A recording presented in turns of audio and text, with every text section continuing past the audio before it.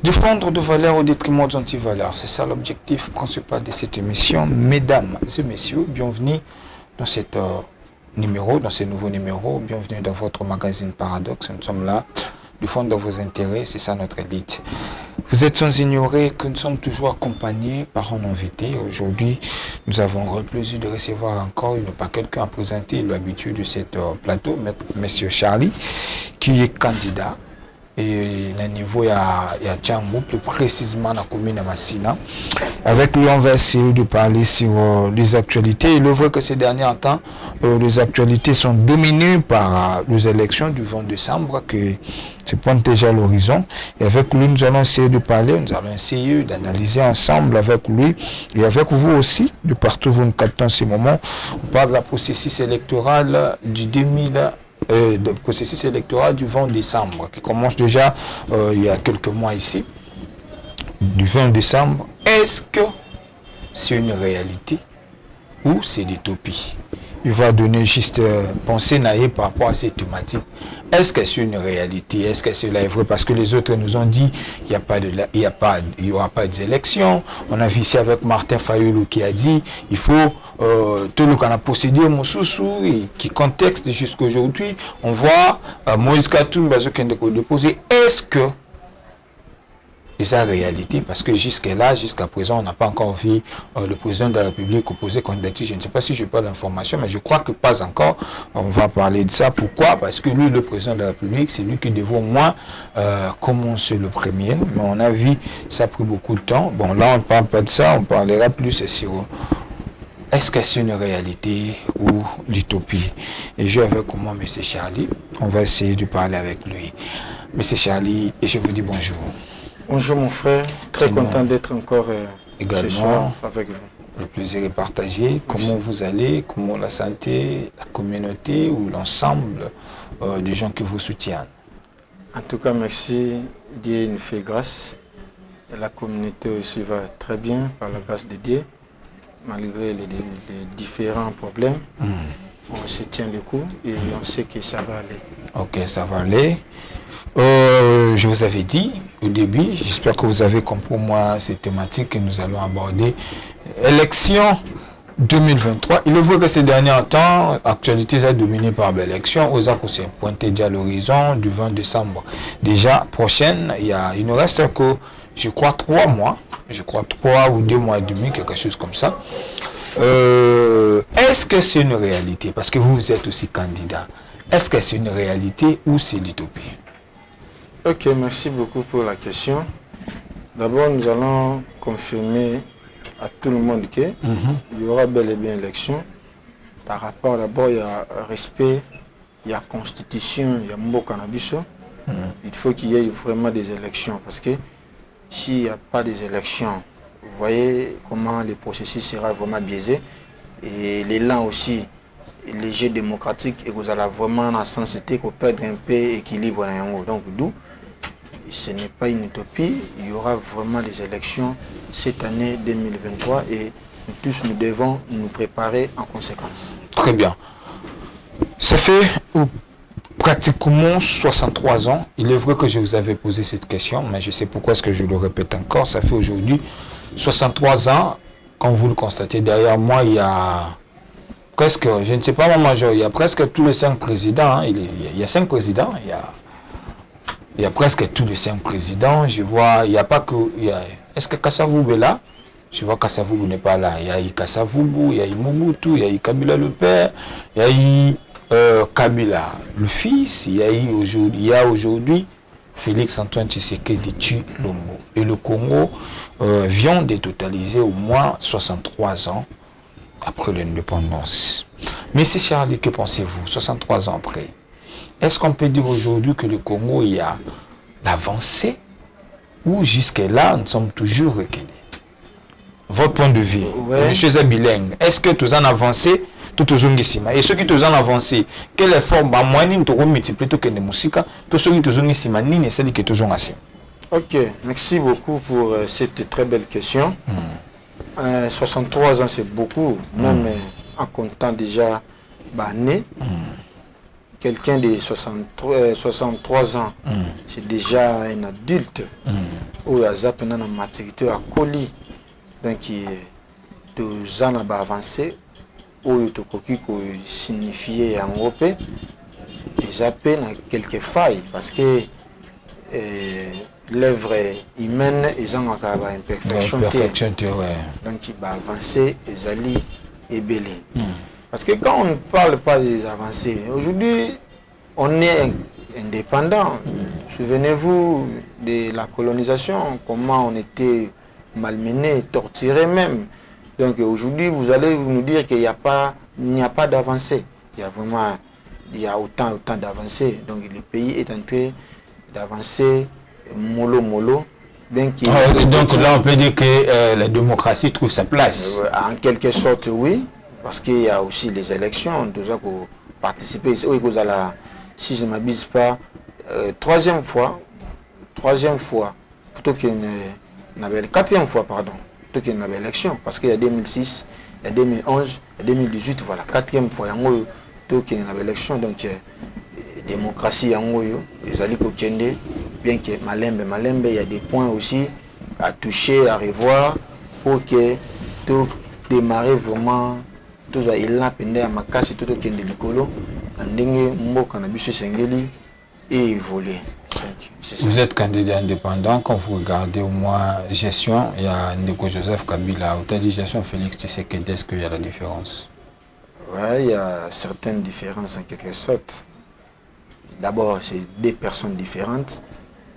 Chacun avait son programme, chacun a exécuté son programme. Donc il y a vraiment une grande différence. Il y a aussi des choses qu'on a quand même applaudi dans la législature. Bien que tous les cas qu'on déplorait, certains faits ou soit insécurité parce qu'on avait vraiment besoin que le pays soit vraiment calme. C'est toute l'étendue et coin et recoin et amour cannabiso. Et bien que guerre en haut, ils ont biso moko kakate mais avec effort, stratégie, on va mettre fin à la guerre. Je vais vous ramener un peu en arrière. Il y a eu Mbosso, M. Mbosso, qui est le président de l'Assemblée nationale, qui a dit un jour, à ça qu'on interpellé dans Bandeko, Baza, qu'on parrainait Bitumba ya Est. Qui même à Kenda au point le si vous continuez, je vais citer vos noms. Pensez-vous qu'aujourd'hui, il y a des Congolais, on peut dire aujourd'hui qu'il y a des Congolais qui sont complices par rapport à ce qui se passe à l'Est du pays? Si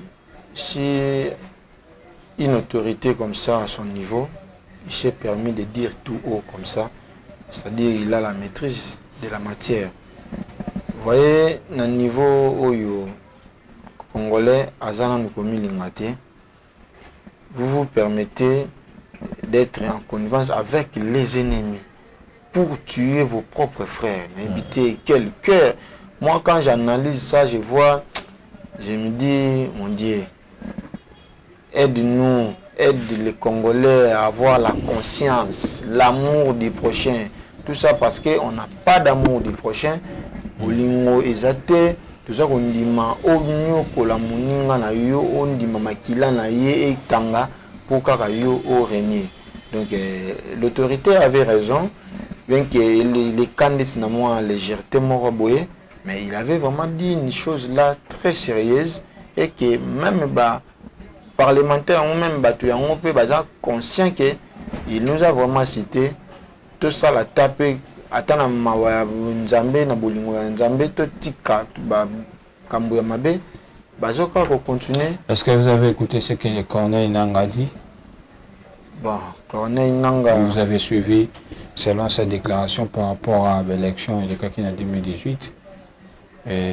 Aujourd'hui, il y a Denis Kadima qui est le président et l'organisation de l'élection. Pensez-vous que vous avez la même qualité, l'histoire va pas se répéter par rapport à ce qui s'est passé avec Colonel Nanga? Que pensez-vous par rapport à ça? Oui, ma pensée est celle-ci. L'histoire peut ou pas se répéter, mais néanmoins, Colonel Nanga sait ce qu'il a fait. Et après, Je ne sais pas si c'est quelle mouche qui l'a piqué. Comme le Bara Babiloko Wanaba. Ça n'engage que lui, hein, avec l'actuel président Seni, président Denis Kadima. On a confiance, on sait qu'il y a à cause là différent par rapport à Baninga Oyo. Parce que ce qui compte, c'est la nation, l'intérêt général. Et l'histoire aussi va retenir qu'il y a eu tel, la place telle, il a fait ceci, c'est ça. Donc il a commis un point tel. Donc Salandeka Malamu, Pomboka, Etika la Kokumisayo, de génération en génération. Vous êtes candidat au niveau de Tchango. Il est vrai que c'est ça qui compte pré-campagne au sein encore Yasseni. Bon, on va toujours exécuter ce qu'ils nous ont dit.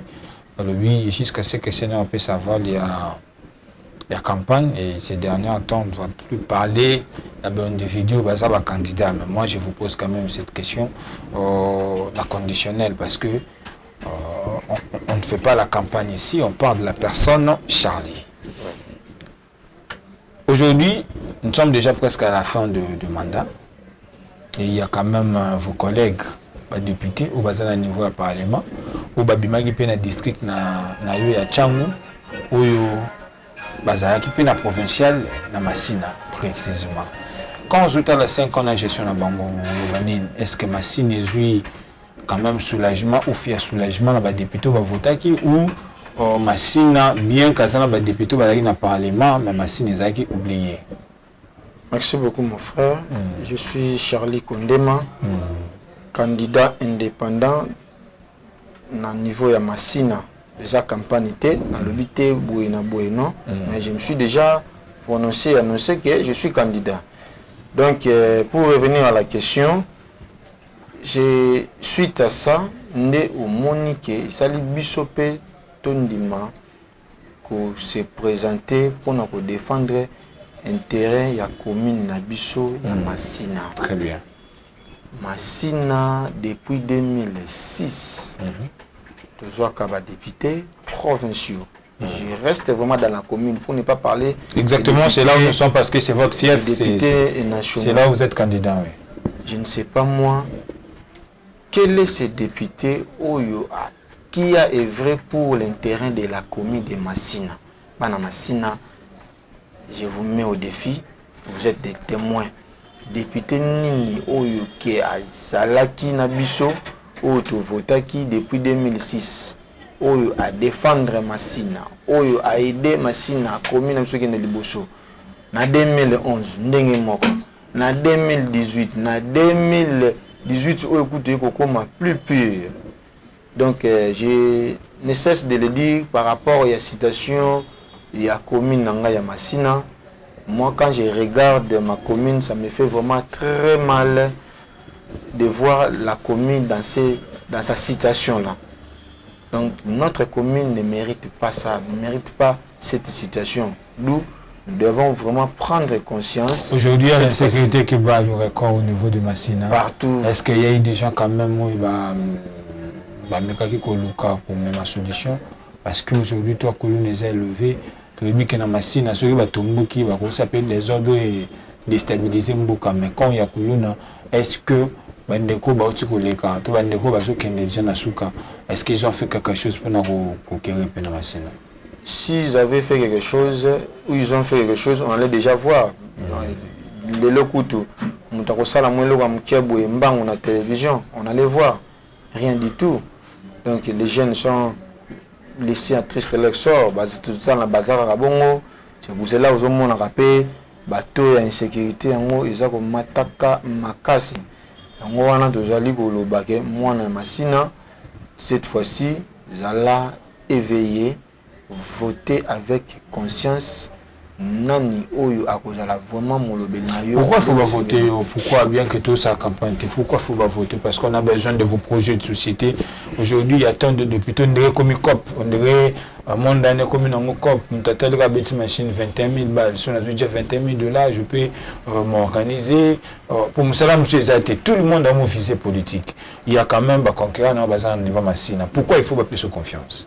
Voilà, tout à fait. On est comme on dirait COP parce que quand on n'a pas d'ambition, on n'a pas d'amour, on n'a pas une vision, yango comme on dirait cop mort bonheur olekisa. Or pour na bolingo ya mboka nde tozali ko kende bolingo ya commune biso nde tozali ko koma na place wana tozolinga to koma na place wana pour na ko défendre commune na ba forme na yango surtout sur tous les plans. Donc bande ko na ngai tango ngoko ko katoko zanga surtout ko ya ko yebisa bino ba projet na biso, vision na biso, motivation na biso o ezali ko tinda biso to leka to tia candidature pour voter biso pour tous à la vraiment balobeli na bino na ndenge esengeli.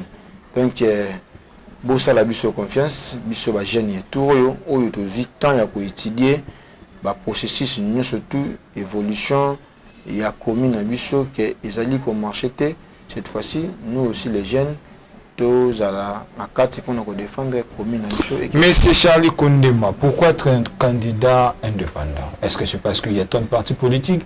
Il le vaut que je vous avais posé cette question, mais je suis censé de le répéter. Pourquoi? Parce qu'on a plus de 910 partis politiques au ministère intérieur à reconnaître. Mais pourquoi vous avez choisi un parti moi va accompagner, mais vous voulez être toujours indépendant?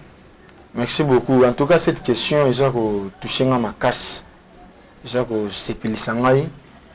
Naza kolobango être indépendant ezali malamu mingi pona nini parce que voir tout ce qu'on est en train comment on est en train d'évoluer dans ba parti politique par parti politique il est grand donc la plupart des partis politiques bazana po baroula ka batu surtout autorité morale telle à l'obiboé donc vous n'allez pas faire quelque chose à la contre de l'autorité morale vous n'allez pas faire quelque chose pour l'intérêt de la population sans passer par l'autorité morale. Ici, l'autorité morale refuse. Donc, alors, nous qui sommes indépendants comme ça, tel que moi, je suis un candidat indépendant. Donc, autorité morale, nous allons la population. Donc, je dois tout faire pour que la population ait la satisfaite, ait sous confiance, en dimagueté, il y a solo pena, tout le monde qui m'a abisso. Yeyo à défendre biso na ndenge sengeli. Donc pour ngai ko za indépendant ça m'arrange et puis naza ko na mzo on dirait poisson dans l'eau, je vais bien œuvrer faire rien que la volonté du peuple. Vous allez faire rien que la volonté du peuple. Voilà, évoluons. Massina Debout, structure, Covedio Massina Debout. Et pourquoi, c'est quoi votre motivation? Il y a structure Nini, il y a ONG, il y a une structure que vous avez créé pour vous accompagner lors de la campagne de l'élection. Voilà, les alliés structure, les alliés qui ont bandakala ou partager ma canisi. Pour quel objectif? On a idée commune à Bisso et s'en sortir na ba défi na yango.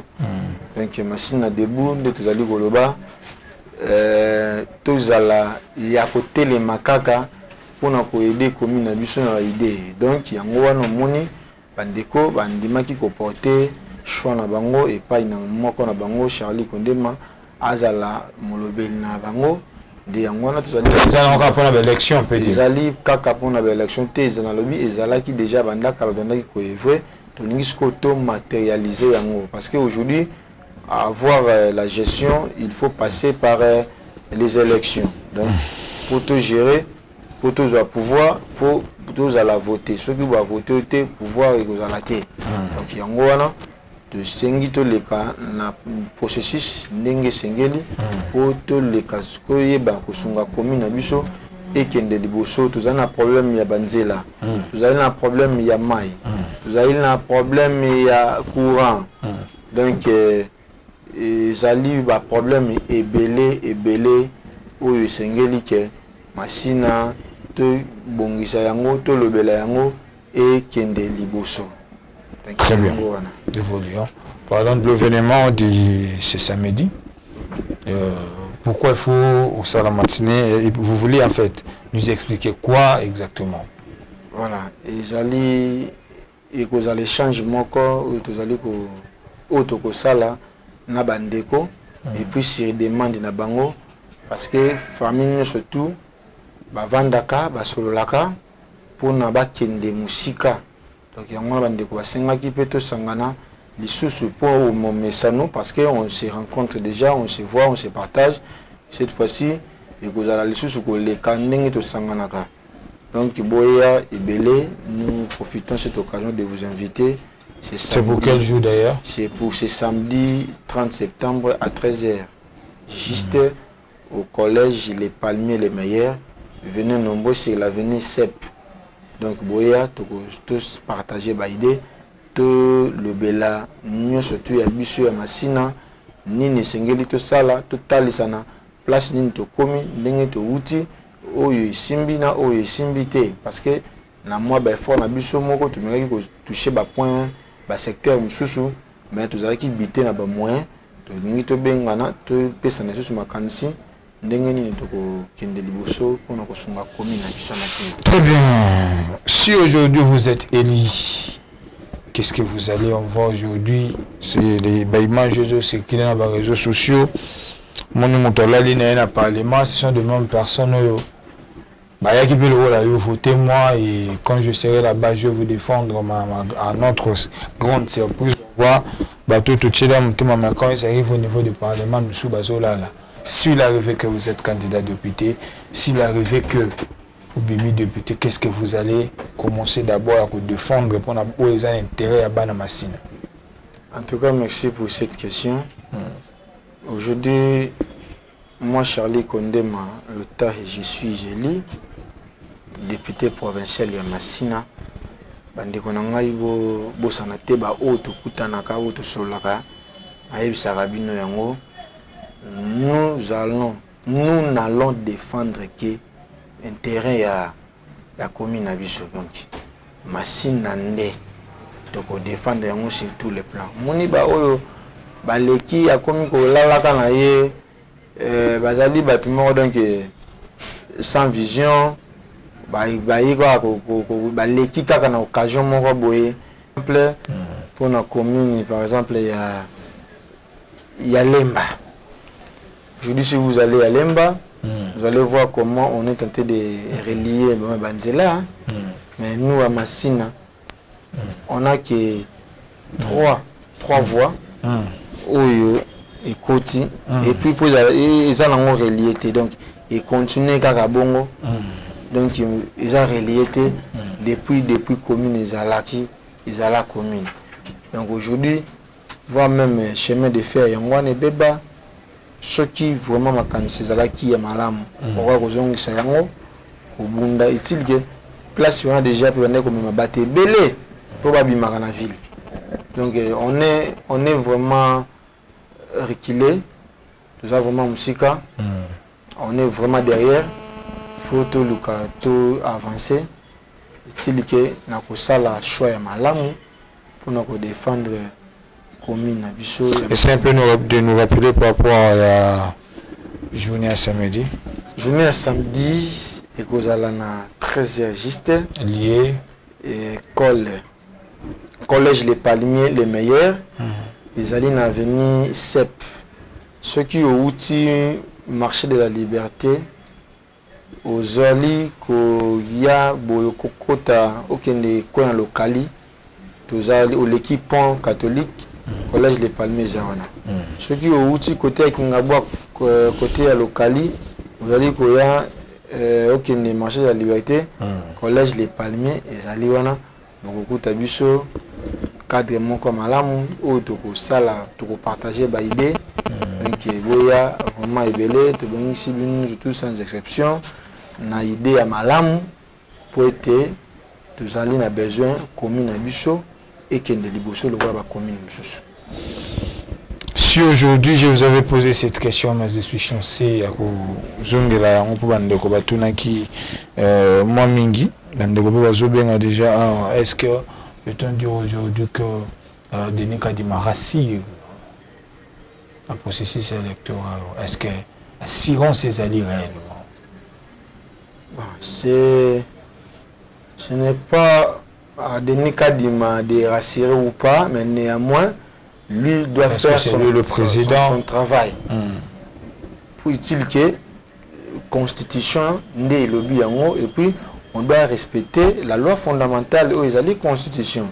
Donc en quelque sorte, azali kaka ko respecter constitution ndenge esengeli pour ceux qui l'élection est salamité. Maintenant qu'est-ce qui va nous arriver? On a phase nini. On voulait maintenant créer quoi au pays? Donc ça n'aura pas de sens. Donc il faut toujours qu'il y ait des élections pour le processus et évoluer, de continuer à évoluer dans le jeu démocratique na bichonné tous les continuer. La tuna question na tuna mo lisusu. Oui. Parce que minga ba question na tuna za ba ndeko ba tuna ki lors ya émission passée. OK. S'il arrivait que ba oyo ba la ki ba candidat na l'élection passée en 2018 comme ba député provincial il y a Massina ou le bien abisso a tout à l'heure que ba sali le côté. S'il faut résumer le tout le bien que ba sali le côté. S'il arrivait que beaucoup tana bango ba yena paquet ba timi selon na bango anje yo ali na soucia ko sunga peuple ou aller dans mon thème on a pour aider peuple mais ma coquille ko pesa pas si pensez-vous que vous allez exister avec votre idéologie il y a morale to et je sais une idéologie morale et puis bon mais yo za na monter tout aux ala na pour ça va pas soutenir yo pour faire face na bandeko ba la qui bien que ba ça le côté ba zongi pour ba zo dessous ba voir mon olingi té que ba zo ba voir pour ba ça la que le côté cette fois-ci on dolingo comment on aime bien se comprendre question là. Tout à fait, merci encore une fois pour cette question. Mbongo et salara mututi. Mutunde a salara mbongo.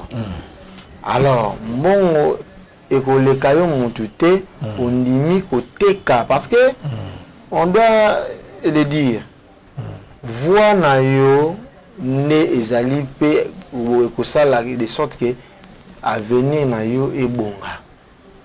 Au pesa qui est voiture à l'ebosso à saleli nini pour continuer le sous au pesa et puis na suka kaka aye ko pesa yo autant à disponibiliser vraiment paquet à malamu oyo penda ke oko sepera yango o monte ke waneza ki muyibi waneza ki escroquer waneza ko sakana ndena batu donc cette fois-ci lebisaye merci na oyo salaki to pesa ki yo chance to kansaki oko sala malamu oyo sali merci tika pe banengo mususu oyo ya makanisi ya malamu oyo pe bazali ko raisonner bazana souci ya commune na biso sani ba le ka place wana pour te yo salaki déjà salaki wana au sali le côté.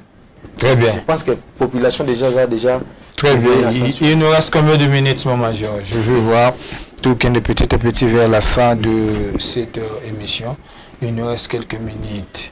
Monsieur Charlie Koundema, nous tendons déjà petit à petit vers la fin de cette émission et bon masina ba Holanda yo na minute to lo ba boy bazali muso ba itendo ba Holanda yo parole nini to assurance nini ko pesa bango pour ba pesa patience so ba pesa ki mususu malgré ba pesa ki ba biser na confiance le loyo senga bango opportunité nini ko lo bana bango ba Holanda yo siko.